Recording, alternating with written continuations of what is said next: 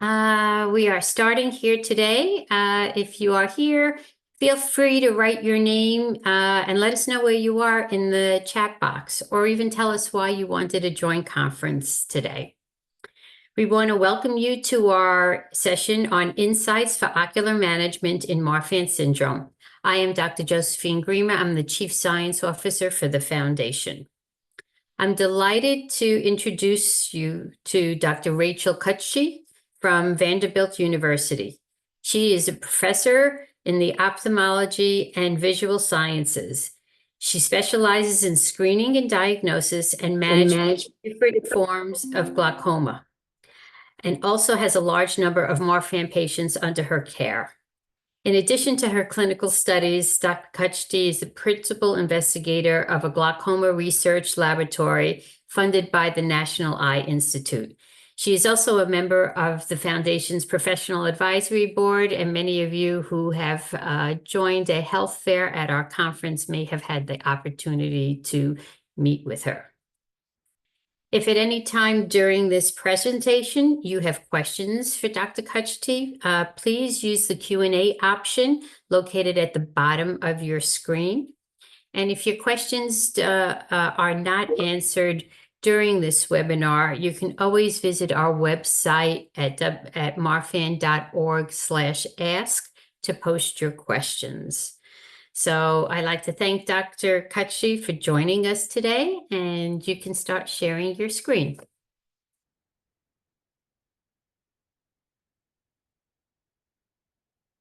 Hi, Joe. Hi, everyone. I assume you can hear me, Joe. Give me a thumb up. Yes, you can. Awesome. Everything good. Yeah, thank you so much for the kind introduction and also inviting me to this event. I've been doing this for a number of years, so I'm excited to talk about something that near to my heart, and that is ocular condition of a Marfan syndrome. My plan is to go over the conditions, and it's about 25 minutes or so. I hope I will have enough time, plenty of time, to answer some questions that you may have. So this is the list of the questions from another webinar I just put on not long ago to this community, specifically to the lens dislocation. And you're welcome to give a read, but I wanted just to have you have some ideas. Many people have those questions. And when I talked about the Marfan eyes, those questions may come up and some questions may be answered. So just so you know that many patients have mainly focused on the lens dislocation. But there's so many other conditions related to the Marfan condition. So lens dislocation is only one of them. I do want to remind everyone here that as an ophthalmologist, my subspecialty is glaucoma. I do a fair amount of comprehensive care as well. I want you to remember that you're not exceptional in the sense that you can get a whole host of the eye conditions, just like a general population. But certain conditions are a little bit more prevalent in Marfan population than general population. So you kind of have to be advocate for yourself. You can get inflammation, you can get infection, just like a general population. But remember those conditions, somewhat specific to Marfan patients. Not every eye doctor is aware of this, so you kind of have to be your own advocate. I divided those conditions into two major categories.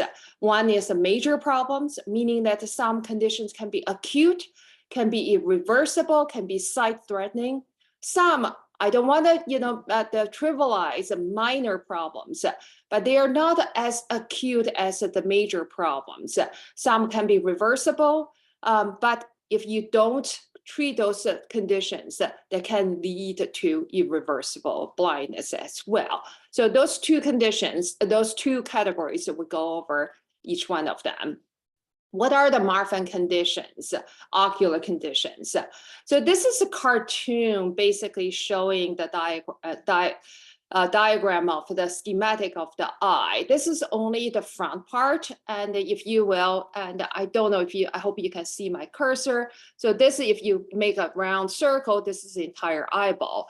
This one gives you some view that how the what the anatomy is. The light green or dark green, this is just the lens in a different condition. This is relaxed condition. This is accommodation, meaning that I can move my eye from the distance target to near very quickly without needing reading glasses. Those are the young eyes. The reason you can do this is because the shape of the lens can change pretty easily, dictated by those fibers. Those fibers are called zonular fibers. And those are almost like a ligament suspending the lens to the eye wall and specifically to this muscle in the orange color. The muscle can relax, contract, therefore, and it changes the shape, relaxation or contraction of the lens zonules, and in turn, change the shape of the lens. So it's a very intricate connection between the muscle, between the fiber, between the lens. So the fibers have to be really sturdy and has to be really flexible, has to function well. And those fibers, zonular fibers, they are mainly composed with fibrillin 1, which is encoded by FBN1. Now you know, those Marfan patients, you can get a mutation in FBN1, therefore the zonules are not stable. If they're not stable, the lens can get dislocated. And that's called the ectopia lentis. So this is a schematic view. This is the real picture of one of my patients. This is actually, it's not a Marfan patient, but I think is somewhat telling. I want you to get the point. This is one eye. You can see the black hole. That is when you dilate the pupil, that you don't see anything because the lens is clear. And the lens zonular fibers are behind the orange color, which is depicting the iris. So you really don't see anything. The lens is in the perfect position. This one, the other eye, you can see those fibers covered with material. This is caused by another connective tissue disease. And showing those zonules they're just not stable. They are not functioning well. Therefore, the lens is dislocated. So it's a pretty easy to appreciate dislocated lens. That is another patient. This is a patient of mine with the true Marfan syndrome. Both eyes, this is one eye. You can see this, the lens is clear, but there is a crescent shape right between the pupillar margin and the lens, and you can tell the lens is dislocated. It's dislocated superiorly, meaning the lens is moved upward. You don't even see those zonules. Unlike the previous slide, this previous patient, zonules are still there, just covered with a different material, and it's not stable. Those zonules are gone, so that's why the lens is dislocated superiorly. And this is the other eye, even more obvious, and you can see that the lens actually bisecting the pupil. You can imagine the light will go through the lens, will go through this the portion that without focusing lens, and you're really confused when the images form on the back part of the eye. We get into that a little bit more. So this is the real patient, and they do have another condition, not other than dislocated lens. You can get this called a presenile cataract. Cataract is, I typically tell my patients that cataract is not even a disease. It's just a condition related to the aging process. Everyone gets a cataract. You live long enough, you need a cataract surgery. Typical patients, they presented to me with a visually significant cataract.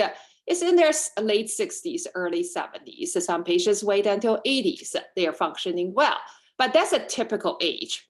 Marfan patients, cataract can occur even 10, 20 years prior to the general population. It's not uncommon. I see some patients in their late 50s and even early 50s that they get a visually significant cataract, but we have to do the cataract surgery. How do we do the cataract surgery? This is a cartoon showing how we do the cataract surgery. We make an incision in the clear cornea, which doesn't have a blood vessels whatsoever. So you put up the probe inside the eye. You're not going to cause any bleeding. And here shows the lens, again, suspended by those ligaments, those zonules. And the lens is kind of oval shape. And you wrap around by this layer called the capsule. You gently make an opening in the anterior portion of the capsule. And you put a probe into this cloudy lens. You break it down, you emulsify it, you suck it out at the same time. When it's gone, you leave the capsule behind, and the capsule is still suspended by the zonules. So you put artificial lens through this at the same incision. The lens can be folded into the injector. This is artificial lens. We call it IOL, intraocular lens. You put it into the capsular bag. Done. 5-10 minutes, on average, your procedure is done. Patient's awake, and it's just nice surgery. This is the normal way to do the surgery, but guess what? If you need to take something out, the lens is the physiological location is behind the pupil. Okay, it's called the posterior chamber. That's the normal location of the lens. You take something out, take the diseased tissue out, put a normal or healthy tissue or artificial tissue inside the eye. You want to put it into the physiological position. In that case, it's in the posterior chamber behind the pupil. That's the normal way to do this. If you want to do this, you really need to have this healthy zonules. They will have to suspend the lens in the position. And that is a problem for Marfan patients. You don't have a strong, sturdy zonules. The whole bag can be lost during the surgery. That is the challenging aspect of a cataract surgery. When you cannot do that, you still want to put the artificial lens in the physiological position. You can suture the lens, still put it behind the pupil. You make a scleral flap, and you put the lens there. You use the suture to secure the lens into the eye wall because you don't have the zonules to support the lens. And then when you do this, you need to suture the lens into the scleral wall. Guess what? Sclera is filled with the connective tissue, and Marfan disease falls in the connective tissue disease category. And sometimes the sclera is just not sturdy enough. I want to bring this up because I've been asked quite often, through just online chat, people ask the question that they hear this pretty fancy word, the Yamani procedure. It's a cool procedure, but again, you still need to use a scleral wall to secure the artificial lens if you want to put the lens into a posterior chamber. It's just a different technique. We call it sutureless cataract surgery. You really don't need to put a suture at all. You put the lens in the position, you use a cautery to cinch the end of the lens, and you bury it, and you're done with it. And this is something is fairly new. We've been doing this more and more, but again, you're relying on the stability of the scleral wall, which is part of the connective tissue. Sometimes you just cannot do this safely. You just have to put the lens in the different position. You can put the lens in the anterior chamber. Now you look at the eye, en face, directly looking at someone's eyes. Now you're seeing the lens, right? That's called the iris claw. And you really claw the artificial lens into the iris. And that's another way to do it. Another way to do it is put the anterior chamber lens. The lens is designed in a shape and that would stay on the surface of the iris. You're literally using the iris to support the artificial lens. Pros and cons and many aspects that you need to take into consideration. So that's dislocated lens and the presenile cataract formation. Detached retina, that is a very fearful condition. I hear this from Marfan patients all the time, simply because this occurrence is much higher than the general population. General population get the detached retina as well. The retina here, this is again, is a cartoon showing here, and this light orange color, that tissue is the retina lying against the back wall. The retina tissue is actually a really beautiful tissue. You think it's very thin, it's almost like a mucosal membrane. If you dissect that eye, you can literally hold the retina in your hand. It's so thin, it's transparent when you dissect it out, but contains multiple layers, millions of neurons. They need to communicate among each other. And something, if one communication is gone, the whole thing can go haywire. The detached retina oftentimes is caused by a hole, and the tissue, Marfan eyes, just not so strong. Therefore, you tend to form a hole in the retina. When the hole is formed, the whole thing can fall off. And this is the schematic view. This is what we see when we shine the bright light. I hope you can appreciate that this is a beautiful tissue. You don't see anything because the retina is almost transparent. And you see this nice glowing color right here. Blood vessels, very visible, and they are just perfectly distributed and really in the good shape. On the other hand, if you look at the top part, that's a detached retina.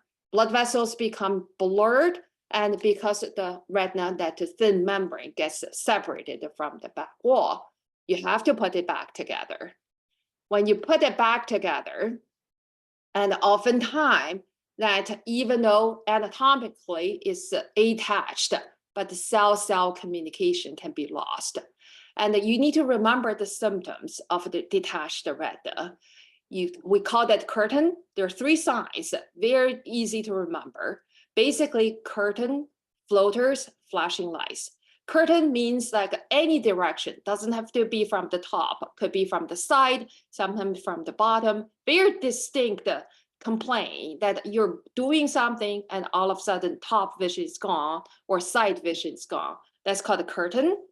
And another sign is that those black colors, those black splotchy spots are there. They are depicting as floaters. And everyone sees floaters to some extent. All of a sudden, it's something flying in front of you. You think it's a bug in front of you. That's normal or common, and oftentimes is associated with age. But the floaters related to detached retina, there are a lot. Sometimes I call patients to remember it's like a bug storm. You cannot shake them off. You turn your head around, roll your eyes around, they're always there, and there's so many of them. Doesn't have to be black color, sometimes with different colors, and just a lot. Flashing lights is not just like a few sparkles here or there, it's a lot. Doesn't matter, it's a white background, a bright background, or dark background, you always see them. So any of those signs, curtain, floaters, and flashing lights, any of those signs occur, is true emergency, can be the indication of detached retina. You need to call your eye doctor. And oftentimes we get a call, doesn't have to be fixed immediately, but depending upon the location of the detached retina and a certain condition, certain location, we need to fix it right away. Sometimes we can wait for 24 hours, 48 hours, but it is one of the emergency conditions in the eye field. Sometimes you fix the retina, put the retina back to the anatomical location, the right location. But as I said, it requires intricate communication among those neurons. They don't necessarily communicate well. So sometimes you leave the detached retina too long. Anatomically, we can put it together, but the communication is completely lost. You end up with no vision. So that's something that you need to keep in mind. And another complication of detached retina, and I hope you can appreciate this. This is a Marfan patient because you're seeing this crescent shape, right? This part of zonules are missing. The lens is already dislocated. But by and large, lens is still okay. And you can still see pretty well if no other conditions. And sometimes you have to wear glasses, but nonetheless, you can see well. But I think you can appreciate this, some kind of yellow color right here. That is a cataract. This is a young patient. They're 20-something years old. You don't get cataract normally in your 20s, but this patient already formed a specific type of cataract because this patient had a detached retina. After the detached retina surgery, almost 100% you get a cataract formation. So that's a part of the complication. Another complication is that this is the one that the patient already had a detached retina, but now you don't see that blurred membrane folding down, right? Because this was fixed beautifully. Retina is in the position, but a couple months later, there is a bleeding right here. Okay, that can occur in the detached retina. Bleeding can lead to the scar formation. When the scar forms, you don't have enough blood supply and you form the abnormal vessels. Abnormal vessels, they're abnormal, they break. And then when they break, you can have a new bleeding in the eye. And this is actually, if you look at this picture, this is nearly the same picture as we see in macular degeneration patients. Macular degeneration, typical is a condition that is related to the age. That's why we call that AMD, age-related macular degeneration. It's typically in their 70s, 80s. Certain patients with this genetic predisposition, they get macular degeneration. But Marfan patients, if you have the detached retina, you can get hemorrhage or bleeding in your macula. It's just like a macular degeneration patients. There's another condition called a myopic macular degeneration. You're young, you're 10, in the teens, in the 20s, but the eye is so long, you're so nearsighted, you can get the macular degeneration, almost identical as age-related macular degeneration. The symptoms will be like this. Rather than seeing the whole picture, we call the central scotoma, right in the middle. You're just missing the picture. So that's detached retina. Another really vision-threatening condition is glaucoma. This is, again, is a schematic of the eye. Glaucoma, by definition, is optic nerve damage. Optic nerve is right here.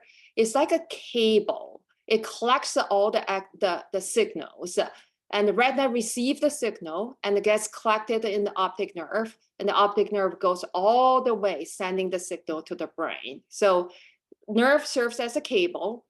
I tell my patients that if you have the cable damage and they're not sending the signal from the eye to the brain, doesn't matter how beautiful your eye is, how strong your brain is, your head is, and you're just not seeing. And the retina, the optic nerve damage, unfortunately, is irreversible. Once it's damaged, we cannot do anything. The typical reason you get the nerve damage is because eye pressure is too high. That is almost like a common sense. Pressure is too high, of course, you get nerve damage. But there's another condition, another reason you get the nerve damage. Pressure is fine, but you don't have a good blood supply called a vascular etiology. Marfan patients tend to have a compromised blood circulation. So even though the pressure is normal, quote unquote normal, or within the normal limit, and you still can get the nerve damage. The last reason is called biomechanical etiology. This is a blown up of the optic nerve head. And you can imagine the nerve right here, this is the entire eye, and the nerve going down to the back of the brain. And the nerve has to go through this structure called the lamina curbosa, which is rich in connective tissue as well. Lamina curbosa, the axons have to go really literally penetrate the lamina curbosa and going down back to the brain. And this lamina curbosa has to be healthy, has to be stable to support the axons, to relay the signals to each axon. And if there is a problem with this connective tissue in the lamina curbosa, and the axons can get damaged and the nerve can get damaged. So many reasons you can get glaucoma. And the end result is that the typical patients, you get the shrinking of the visual field. You can maintain this central visual field for quite some time, but gradually the visual field just gets smaller and smaller. And we can test this. This is a real patient of mine showing here A, B, C, D. A is the normal visual field or near normal visual field. You can only see one black spot. That is actually where the optic nerve head is located. It's a blind spot. Everyone has a blind spot. If you have normal eye, when we do the testing, the visual field testing, you really shouldn't see one black spot on the visual field. But This, as time goes on, you can see this patient got a little bit deeper, but the loss of the visual field, the black color got even deeper and got even to this stage. This is a very advanced glaucoma. This one, unfortunately, some patients, even with this visual field defect, they can preserve this central vision for a long time. They have no complaint whatsoever. The eye pressure is a little bit high, but they don't feel it. Okay, you lose the visual field, you don't know it, especially if you have the other eye is perfectly normal or near normal, can compensate this loss. Typical day-to-day, you keep your both eyes open, so you have no idea. You lose the visual field until the quite advanced stage. And we catch those patients, unfortunately, oftentimes is at this stage. So that's something that's what we call glaucoma is a silent thief, really steals the optic nerve without warning the patients. So that's something you need to keep in mind. This is what you see. Again, you can preserve your central vision for a long time and without knowing what you have lost. Now we get into some quote unquote minor problems. Those can be visually significant as well. So do keep those things in mind. Myopia, meaning being nearsighted. And this is the normal eye, and showing here, the light go through the cornea, go through the lens, which is just like a focusing lens, and focus the light to boom, right in the middle with a sharp focal point in the retina. That's how you see, okay? But if you have a Marfan syndrome and the eyeball can be long, I think you can appreciate, at least from this, I can appreciate that this is longer from the tip to the end. It's longer than the normal eye. And the eyes, the cornea, the lens, they don't focus the light as well as the normal eye. So your focus is located in front of the eye rather than right in the fovea. That's the part that you want to see. So that's called a myopia. You can wear glasses, you can wear contact lenses, you can correct this. But that can, being the eyeball is so stretched, so long, you can get complications. Astigmatism, this is actually very common in the general population. Somehow, the patients come in, they think they get a horrible condition. I got astigmatism. This is just exceedingly common in the general population. And then sometimes you have a little bit of astigmatism, no big deal. Your brain can well compensate that. This is the normal eye. Again, you have a sharp focal point. That's what you see, sharp, big E, okay? If you have astigmatism, they can be from different sources. One is from cornea. And showing here, this is the normal cornea. And there are two meridians here. The distance is exactly the same. So that's why we say your cornea is like a basketball, it's round, okay? But if you have astigmatism, one meridian is longer than the other one. It's kind of like a football shape. And this is more common in the Marfan patients. The cornea condition is a thinning of the cornea, and the irregularity of the cornea is much more common in the Marfan patients than general population. So that's one source, you get astigmatism. Another source is called the lenticular astigmatism. That is, when the light goes through the pupil, going through this lens, dislocated lens, and going through this portion, we call the aphakic portion. There's no lens to focus on the light. You really get confused. There are two big light sources. They have a different focal point, and you get very confused. And here you're saying here that scatter the light, and the end result is that's what you see, the big E, rather than it's a sharp, normal big E, and you have this fuzzy looking E. You still can see, but it's just fuzzy looking. Glasses and the contact lenses, especially toric contact lenses, can correct this. So that's astigmatism. Amblyopia, layman term, is just lazy eye. This is specifically for children. And when you're an adult, you have a lazy eye. Nothing we can do about it. You pass that developmental stage, you really cannot. Your brain just doesn't, form the signal from the eye. This showing here, basically, if you say this eye is very nearsighted, other eye is not, your brain will favor this eye, will give up us to some extent to this eye, or this eye has a very severe astigmatism. You always get at a blurry vision, and your brain wants to say, forget about this eye. I'm gonna just use this eye. It gives me the sharper vision. If you don't strengthen this eye by patching or whatever modality you can do, and this eye will become lazy. When you pass a certain age, 8, 9 years old, and nothing you can do about it. The eye anatomically still looks perfect, still looks beautiful, but just doesn't transmit the signal. So that's a lazy eye. Strabismus is another word. It's basically the eyes are just not straight. This is called esotropia. This eye is straight, this eye is turning in. There are many muscles in each eye. They have to coordinate for a single eye. When you have both eyes open, those muscles between those two eyes, they have to coordinate. Look to the right, one muscle is going to relax, another muscle is going to contract. So it has to be coordinated perfectly. If they're not, and this eye become turning in, the muscle can not doing the job. Or another way is exotropia, meaning this eye straight, this eye is turning out, okay? And that can be corrected, and you also need to grab the window opportunity. For instance, if this eye constantly turns out because the muscles are just not working so well, your brain will tell you, I'm gonna just use this eye. I'm gonna forget about this eye because it always gives me confusing information. I'm gonna just use this eye, and this eye will become lazy eye. That's amblyopia. So you need to recognize this.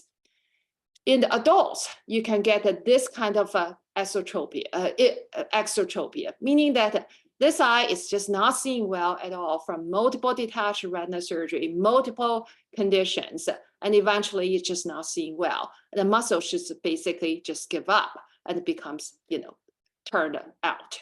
So cosmetically, this can be quite debilitating. So recognize the condition. So the goal in the end, whatever condition you have, is to maintain the excellent and equal vision in both eyes. You want to keep the eyes straight. You want to treat the glaucoma. You want to recognize glaucoma and treat glaucoma. It's a scary condition. When I tell my patients, you got a glaucoma, it is truly a blinding disease, but you also have to tell your patients it's also treatable disease. If we can catch this early, treat appropriately. Some patients, you don't have to treat them. You just need to monitor them carefully and find the timing. And it's a time to treat those patients, manage those patients appropriately. You're not going to let those patients go blind. Recognize the symptoms and signs of detached retina and get your detached retina. You tell your doctor and get it managed in a timely fashion. And also, more importantly, you need to tell the family members, this is a condition, it's a genetic disease. And if you have this, detached retina, you have Marfan syndrome, you need to tell your cousins who also has Marfan syndrome, for instance, and he or she needs to be more vigilant than otherwise. I think that's all I have. I think I'm gonna stop sharing, Joe, if that is okay. And I think I'm ready to answer questions. Thank you so much. That was a great informative webinar. We have a number of questions. Let me start with the first one here. Is it possible for me to have lens replacement surgery just for my right eye, which is a much weaker one? The vision in my left eye is not too bad, so I'd like to leave it alone. And if possible, due to the risks of surgery, would it cause a vision imbalance and my brain get confused? Depending upon your age, typically for the age-related cataract, when I tell my patients that you need a cataract surgery, oftentimes, say the patient is 75 years old, they already have age-related cataract in both eyes. And oftentimes, I sign up patients for the cataract surgery. This is pretty the norm, back to back, 1 week or 2 weeks apart. If you have a different correction of your lenses, so for instance, your contact lenses or glasses, give you an example. One is -10, and after the surgery in one eye, or both eyes -10, and after the surgery in one eye, you don't want to be -10 anymore. You want to be, close to 0. And that difference between those two eyes can be quite, dramatic, and you can get confused. For those patients, not uncommon, even though the other eye is not bad at all, we need to balance with the other eye. We do the surgery as well. But overall, my recommendation is that less is more for the Marfan patients. If you can avoid the surgery, don't want to wait too long. You become a difficult, challenging patients that can cause a whole host of unnecessary complications. But you don't want to do anything unless it's absolutely needed. Great. Okay. Thank you. Here's another one. I already have quite dry eyes. Will lens replacement aggravate this? I haven't found any eye drops that helps. Do you have any suggestions? It's quite common for Marfan patients have dry eyes. That is also common related to the age-related condition. And women tend to be a little bit more common than men. Cataract surgery, you're not going to make the dry eye worse. One thing you do need to keep in mind that if you already have a dry eye, you want to avoid the LASIK procedure. The one common complications from LASIK procedure, which is indicated for high myopia patients, for very nearsighted patients. When you do this, your dry eye can get worse. You already have a dry eye to begin with. The dry eye can get worse. The eye drops, I typically tell my patients you just really try and error. 2 brands I typically recommend. Refresh is my go-to brand. There are many types of Refresh, and sometimes preservative-free, readily available pretty much all over the world. You don't need prescription, at least in the United States. And the Systane is another one. So I tell my patient this is a good one, doesn't mean that it's a good one for you. And it wouldn't do any harm. You just have to try, find the best one that suits you. Great, thank you.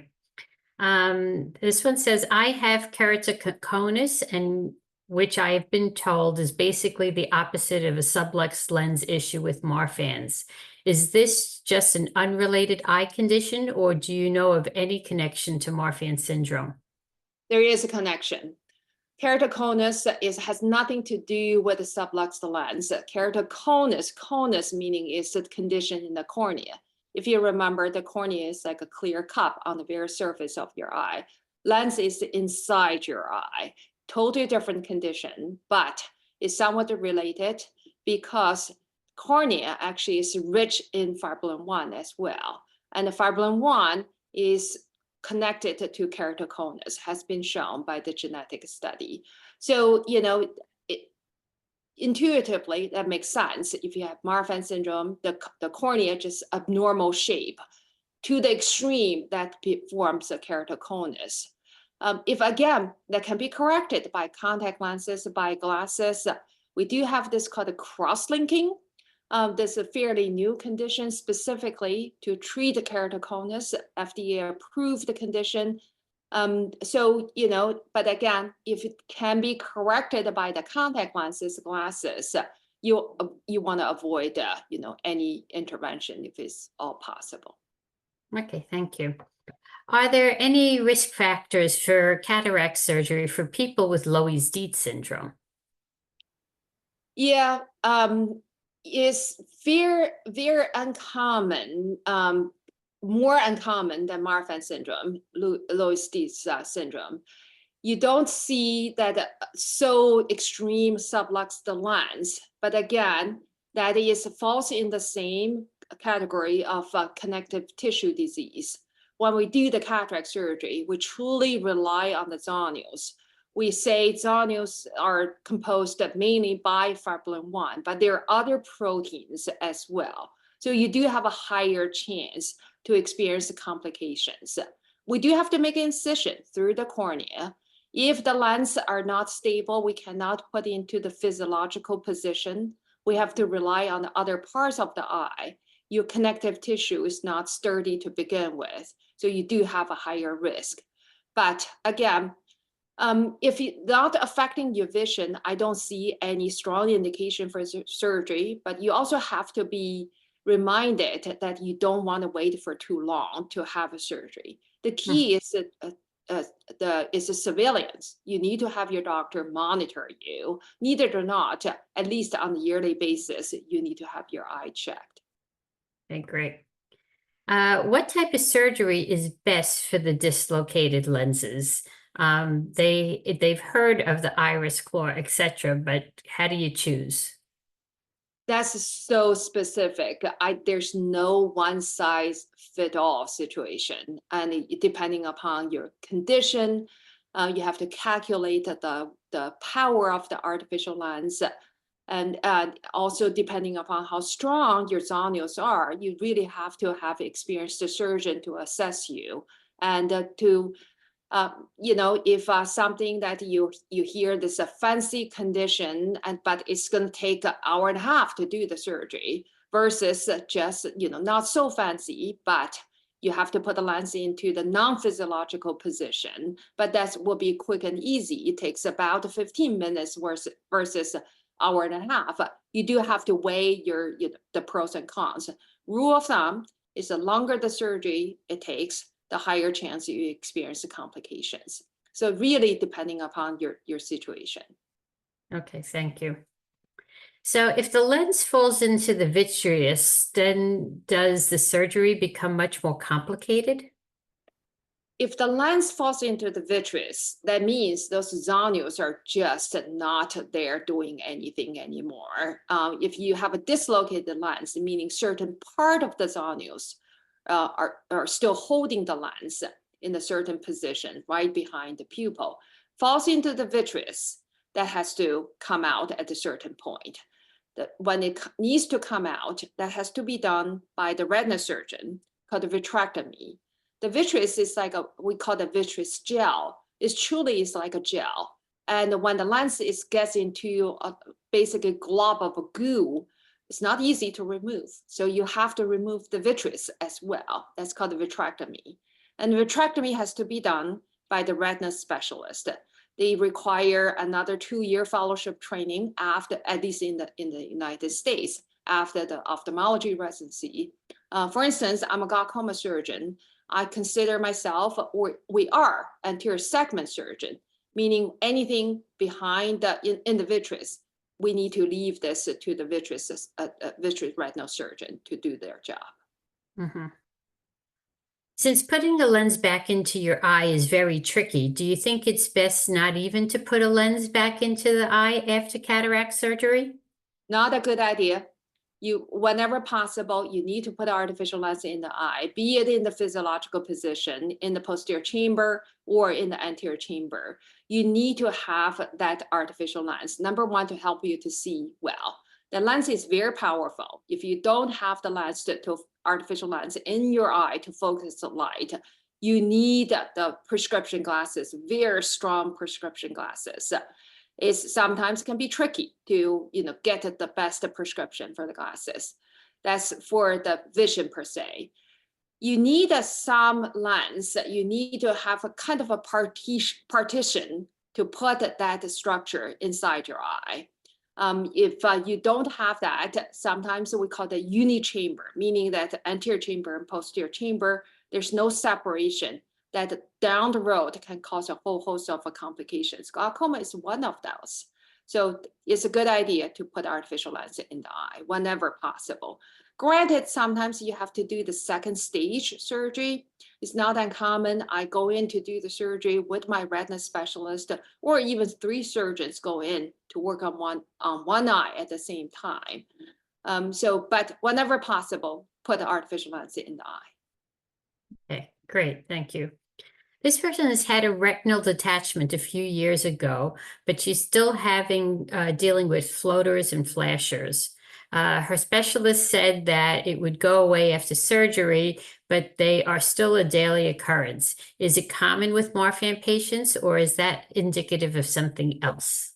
Not necessarily common for the Marfan patients. Retina detachment, depending upon how quickly the detachment was fixed and how good the retina is functioning back right away.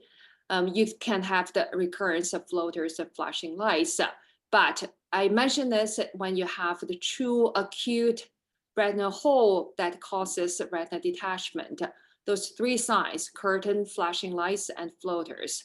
They're just not just a few floaters here, there, a few flashing lights here, there. It's a lot.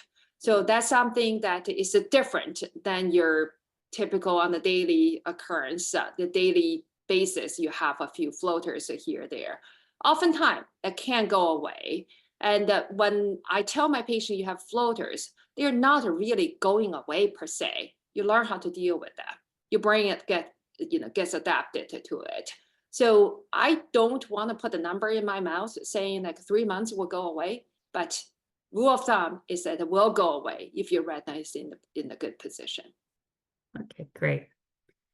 What is the chance of a retinal detachment after lens replacement surgery? Is there anything that can be done to prevent it?